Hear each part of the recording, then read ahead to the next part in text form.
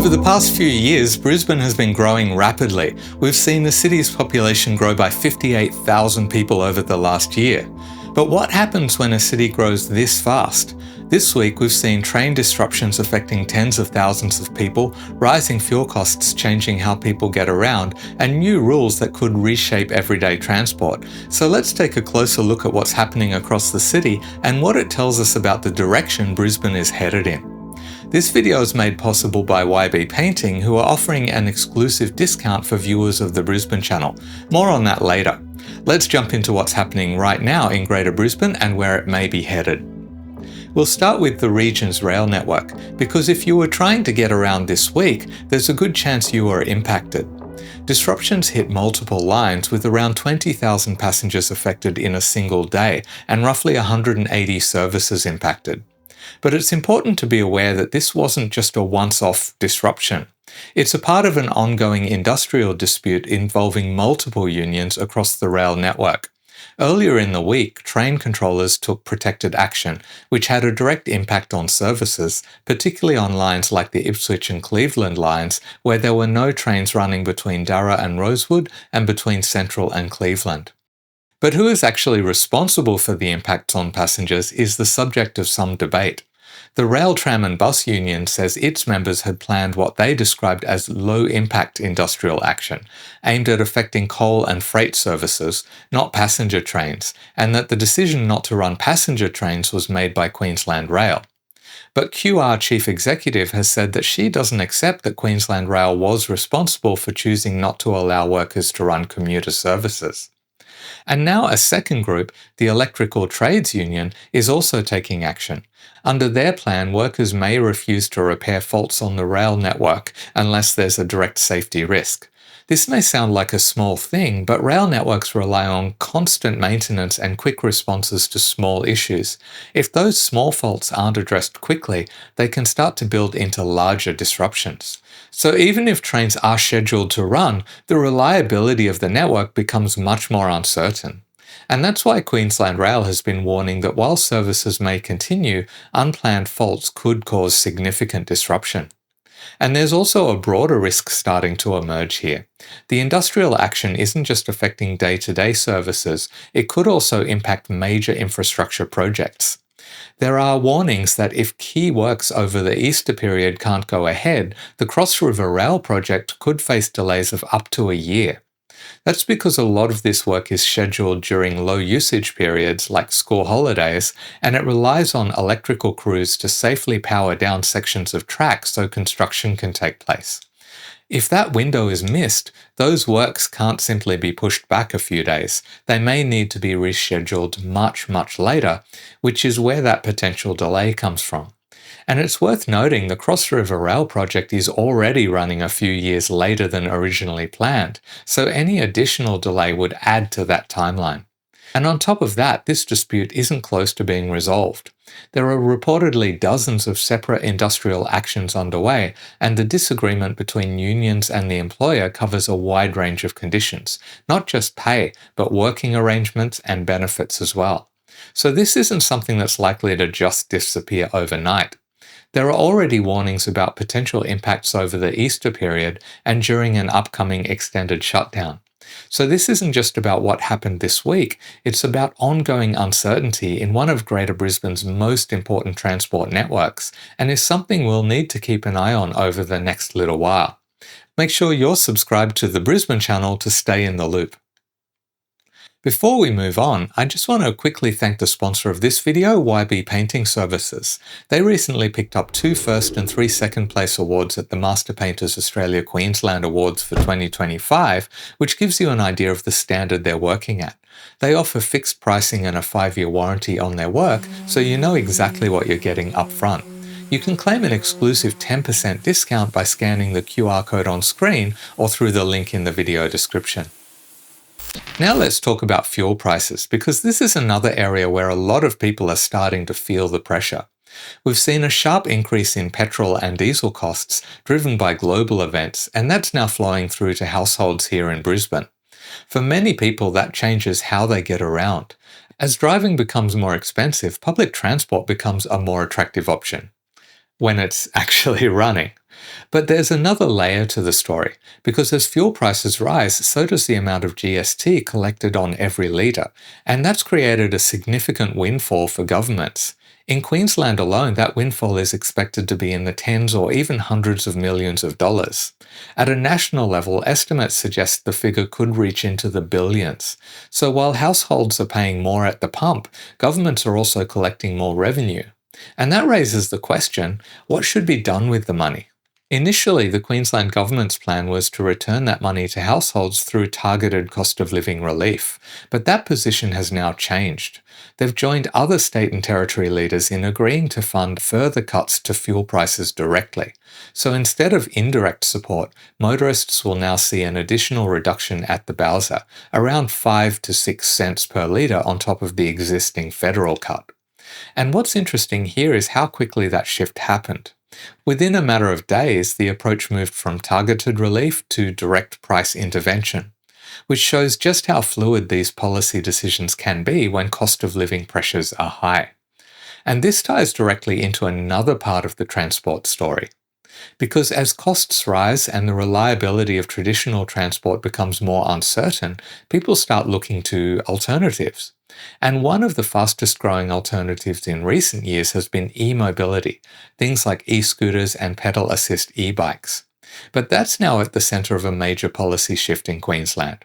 The state government has introduced legislation that would significantly change how these devices can be used. That includes requiring a driver's licence to operate them, setting a minimum age of 16, and limiting speeds to 10 kilometres per hour on footpaths and shared paths. There are also stronger enforcement powers, including the ability for police to seize illegal devices, and new requirements around how these devices are sold and labelled. It's important to understand that these proposals didn't come out of nowhere. They follow a parliamentary inquiry into e-mobility safety, and the evidence presented to that inquiry is quite significant. There have been thousands of emergency department presentations linked to e-mobility devices in recent data. Hundreds of those involve serious injuries, including head trauma and facial injuries, and there have also been fatalities, including incidents involving children. And beyond crashes, there are also concerns around lithium-ion battery fires. These fires are increasing in frequency, can spread rapidly, and are often difficult to extinguish. In some cases, they can even reignite after appearing to be out. So from the government's perspective, this is about responding to a growing safety issue. But that's only one side of the story. Critics argue that the proposed response may create new problems, and that's where we start to see tension. Riders and advocacy groups have pushed back against the changes, arguing that they could make legal devices much less practical to use. And we're now seeing that play out in real time.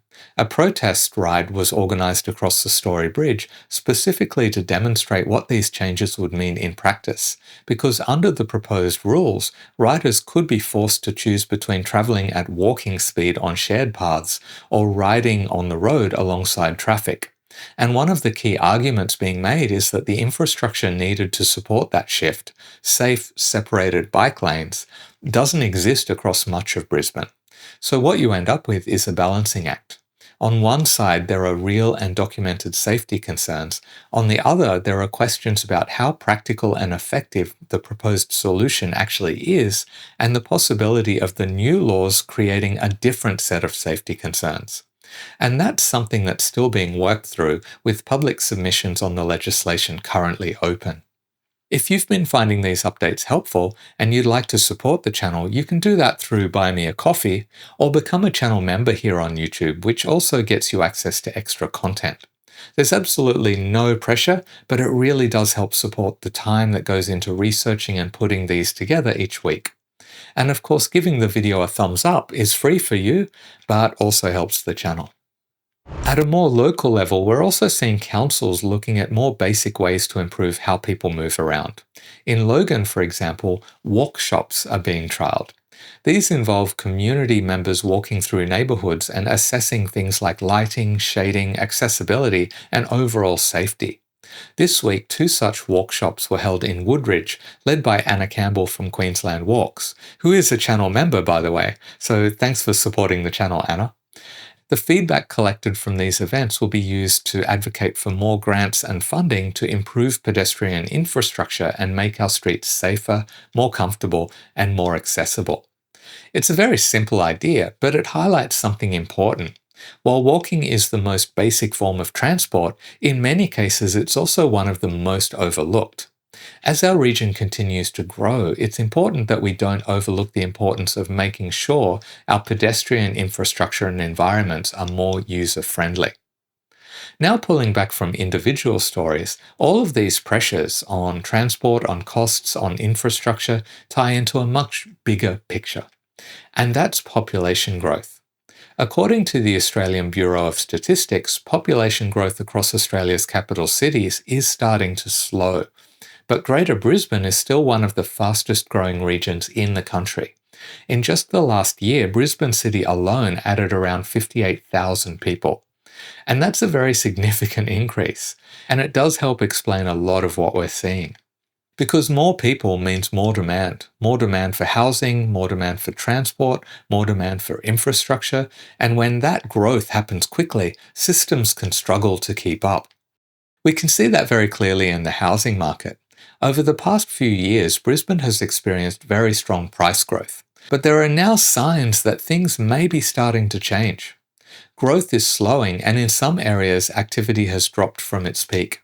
Affordability is one thing that has become a major limiting factor. And that's important because for a long time, Brisbane's relative affordability compared to cities like Sydney and Melbourne was one of its key advantages. But as prices have risen, that advantage has started to erode. At the same time, there's a push to increase supply. Planning reforms, such as changes to low-medium density zoning, are intended to allow more homes to be built in established areas. Construction costs remain high, land values are elevated, and there are various constraints like flooding, design requirements, and infrastructure limitations that affect what can actually be delivered. So while projects may be feasible on paper, they don't always stack up financially in reality. And even when approvals increase, that doesn't necessarily mean homes will be built, which is why some economists have described recent increases in approvals as a false dawn. On the ground, we're seeing examples of how the cities are trying to respond. Large-scale developments like Shoreline in Redland Bay are continuing to expand, effectively creating entirely new communities. There are also proposals to convert rural land into new housing areas, such as in Mount Cotton.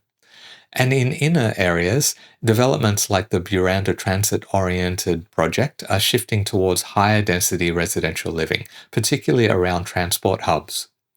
At the same time, policies like the Boost to Buy scheme are helping more people enter the market by reducing the deposit required through government equity contributions. But again, that's a demand-side measure. It helps individuals, but it doesn't directly increase the number of homes available. And as more people move in, the pressure isn't just on housing, it's also on infrastructure. In Moreton Bay, there are renewed calls for the Bruce Highway Western Alternative, a major corridor intended to reduce congestion and support future growth. But the key issue here is timing, because the growth is happening now while projects like this are still in the planning phase, and that gap is where the pressure is building. We're also seeing this in community infrastructure. Plans have been unveiled for a major sporting hub in the Moreton Bay suburb of Bunya, designed to meet growing demand for recreation and community facilities. So it's not just about where people live or how they get around, but also how communities function. At the same time, there's also a clear push to shape what Brisbane becomes in the future. The Brisbane River is being positioned as a much bigger part of the city's identity, with plans to open up 11 new pontoons and jetties for new tourism and hospitality experiences. The idea is to shift the river from something you look at to something you actively experience. That could include things like dining cruises, water-based activities, and new ways to move between riverfront precincts. And it's not happening in isolation. There's a broader push to build on the city's river city identity, particularly as we move towards 2032. And that ties into a broader trend: investment. A good example is the Crystal Brook Vincent Hotel at Howard Smith Wharves, which has been listed for sale for over $100 million. That reflects growing investor confidence in Brisbane, particularly in the lead up to the 2032 Olympics. So while there are pressures on building, there's also a sense of momentum. Looking at everything happening in Greater Brisbane, I want to consider something that ties a lot of these stories together for the My Two Cents segment. And for those who are new here, this is where I move away from just reporting what's happening and share a few of my own thoughts on some of the broader issues. The aim is to share one perspective, my own, in order to trigger a conversation where you can also share the way you see things on these issues so we can all see some different perspectives on these topics. What stood out to me this time is not that Greater Brisbane is growing. That's nothing new to any of us. What this week's stories made me think about is how we respond to that growth. Because when you look across everything we've covered, there's a pretty clear pattern. We're seeing pressures show up in transport, pressure in housing, pressure in infrastructure. And in response, we're seeing action. New rules, new programs, new projects being announced. But a lot of that action feels really reactive. It's responding to problems once they've already become visible. The rail network gets disrupted, then we deal with the fallout. Housing becomes unaffordable, then we try and boost supply or help buyers. Congestion builds, then we start planning new corridors. To be fair, that's not unique to Brisbane, but it does raise a bigger question. If growth is predictable, and in Brisbane's case, it clearly is, why does it feel like we're always responding after the fact?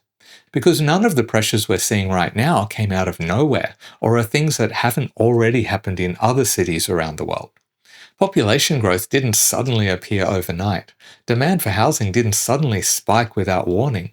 Transport usage didn't suddenly increase without trends leading up to it. These are things that can be forecast, and they often are. But there's a difference between knowing something is coming and actually building for it ahead of time. I mean, infrastructure takes years to deliver, sometimes decades. So if planning only really accelerates once pressure is already being felt, then it's inevitable that the system is always going to be behind, always playing catch up and never actually catching up. Now, there are reasons for that. Projects are expensive and they require coordination, consultation, funding, approvals, so it's not as simple as just building everything earlier. But when you look at the bigger picture, it does point to something deeper, that the way we plan and deliver cities is heavily geared towards reacting to current or impending conditions rather than shaping future ones. And thinking about that, I feel that this is where things get interesting, because growth isn't just something that happens to a city, it's something that can be guided. The decisions we make today about where housing goes, how transport is designed, what kind of infrastructure we prioritize, those decisions don't just respond to growth, they actually shape how that growth plays out. They influence how people move, where they live, what daily life feels like. Nothing about the future of a city is completely fixed, and it's also not random. It's heavily influenced by the choices made along the way. And that means there's an opportunity here, not to respond faster, but to be more intentional, to think ahead, not just in terms of capacity, how many people we can accommodate, but in terms of character. What kind of city are we actually trying to build? Do we want a city where most trips require a car? Or one where walking, cycling, and public transport are truly viable for more people? Do we want growth to spread outward or become more concentrated around existing infrastructure? Do we want convenience to be a defining feature, or accessibility, or affordability, or livability? Because those qualities of a city don't just accidentally emerge. They're the result of planning decisions, infrastructure priorities, and policy settings over time. And if those decisions are mostly reactive, then that's going to show in how the city evolves. And in my view, the resulting city won't be a great one to live in. But if those decisions are more intentional, then growth can actually be directed rather than just managed. So I think the big question here shouldn't be whether we're keeping up, but whether we're being clear about where we're trying to go. Because once you have that clarity, the role of planning changes. Rather than being about solving problems as they appear, it becomes a matter of putting the pieces in place early enough to influence what happens next. And that's where cities start to feel less like they're constantly under pressure, and more like they're evolving in a way that actually makes sense for the people living in them. Is that what's happening in Brisbane? I certainly have my thoughts on it, but I'd like to know what you think. And this is actually something I'm going to be exploring in a lot more depth on the channel soon. I'm starting a podcast series where I sit down with people who work in and think deeply about a wide range of aspects of life here in Greater Brisbane. The first conversation will be with a prominent city planner and researcher, and we'll be diving into a lot of these same questions. Things like what's actually driving growth across southeast Queensland, how it's being planned for, what we're getting right and what we're not, and what that means for the future of Brisbane and the surrounding region. So if this is something you find interesting, that's coming soon. I'm also thinking of doing a live stream on a weeknight where I go through some of the stories and updates that didn't make it into this video but are still worth knowing about. Let me know if that's something you'd join me for. But in the meantime, here's the video YouTube recommends you watch next. Did they pick the best one for you? The only way to know is to watch it and find out. See you there.